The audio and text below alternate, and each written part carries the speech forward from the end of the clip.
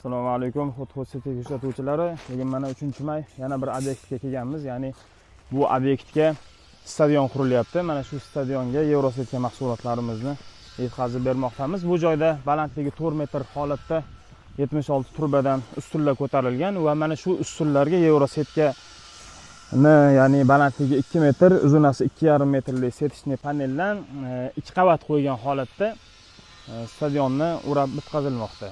Mana bu joyda ko'rib chiqadigan bo'lsak, mana ugalok, pastdagi ugaloklariga 6 nimani katinka sim bilan mana shu Yevrosetkalarni svarka bilan mustahkamlab chiqishgan ustalar va mana o'rtada yana bitta belboq, mana shu belboqqa ham svarka qilinadi va yuqorisidan ham o'tadi va yo'llarini ham kreplenaga emas, balki svarka qilinyapti. Ya'ni shu yo'lni tanlashibdi, ya'ni mustahkamroq bo'ladi degan maqsadda. Lekin kreplenaga o'rnatsa ham bo'ladi. Udir-budir mijozni ixtiyori bo'yicha o'tkazib berishimiz mumkin.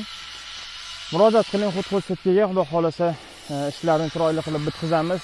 Bolalar o'yingohi bo'lsin, stadionlar bo'lsin, noldan boshlab toki foydalanishga topshirilgunga qadar ishlarni o'z zimmamizga olamiz. Xudo xolasa raqamlarimiz ekranlarda murojaat qilishingiz mumkin.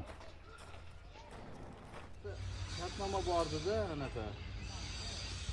Nimada? Yevrosetkalarda.